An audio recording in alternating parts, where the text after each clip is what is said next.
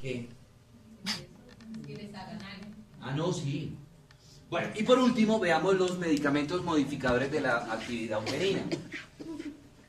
Recordemos que la hipófisis posterior en la mujer produce una enzima que se llama la oxitocina, que esa oxitocina es la encargada de favorecer la contracción del miometrio para favorecer o una de dos, o la expulsión del flujo menstrual o la expulsión del feto en el trabajo de parto. Existen dos grupos de medicamentos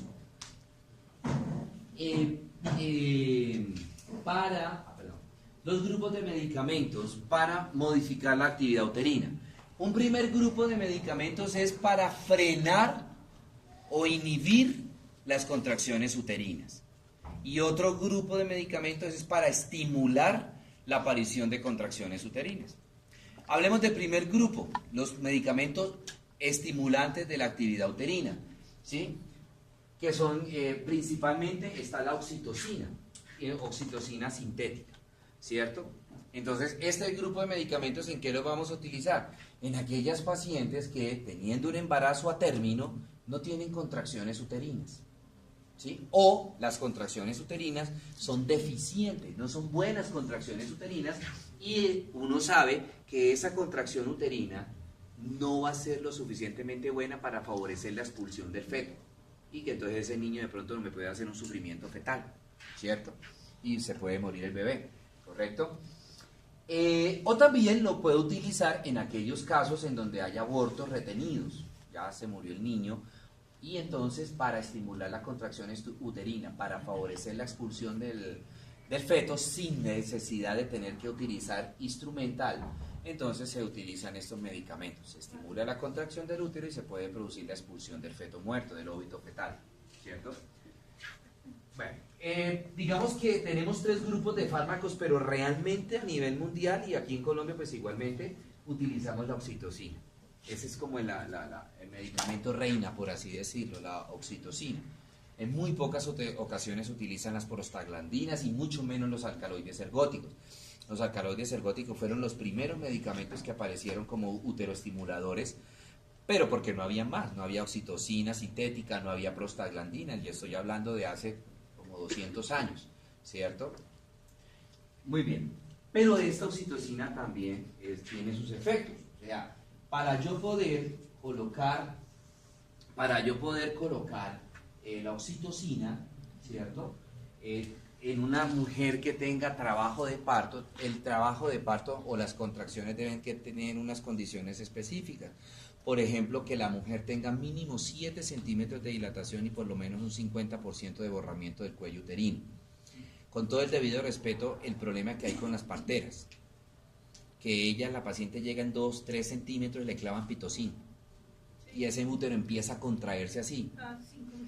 No se dilata, no se borra el cuello. ¿Podrá salir por ahí un bebé? No, porque el cuello está grueso y no está dilatado. Entonces, el bebé tratando de salir, pero el cuello no se dilata, ¿cierto? No se dilata el cuello. Y la paciente empieza a experimentar con 3, 4, 5 centímetros ya ganas de pujar.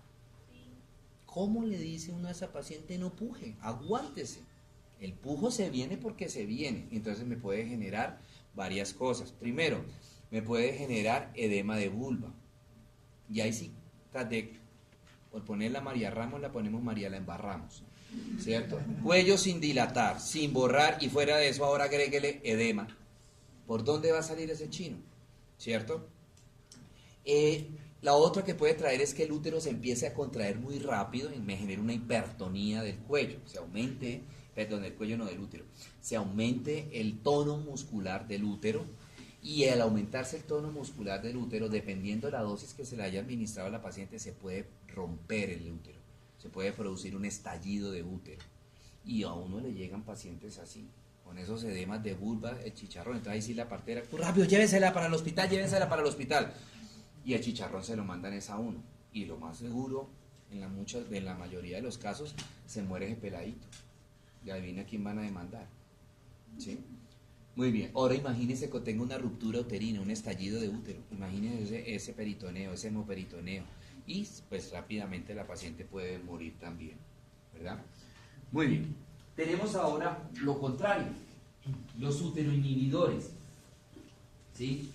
Esos uteroinhibidores, también denominados o conocidos como tocolíticos, los vamos a utilizar en aquellos casos en donde la paciente, sin tener un embarazo a término, está presentando contracciones uterinas. Puede ser al principio del embarazo o en cualquier momento del embarazo hasta antes de la semana 38, ¿cierto? Entonces, estos medicamentos se emplean para evitar los abortos y para evitar los partos prematuros, ¿sí?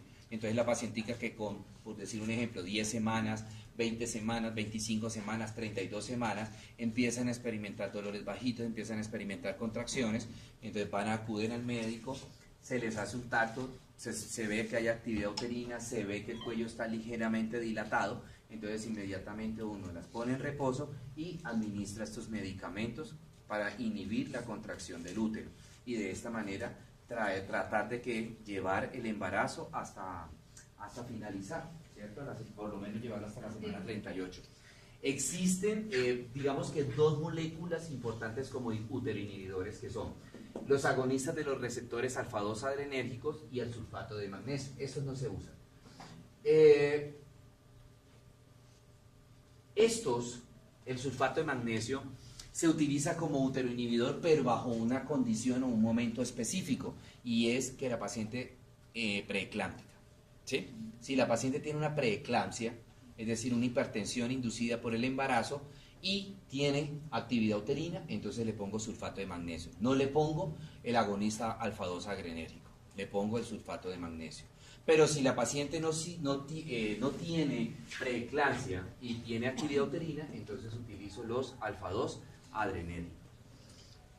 Si ustedes miran, ahorita miremos estos medicamentos que yo creo que ustedes han visto, han escuchado varios de esos medicamentos.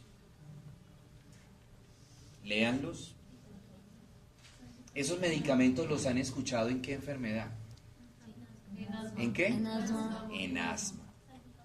Entonces ustedes van a decir, ¿cómo carajos un medicamento para los asmáticos que sirva para inhibir las contracciones uterinas? Sí, ¿por qué? Porque los receptores alfa-2 adrenérgicos están tanto en los bronquios como en el útero.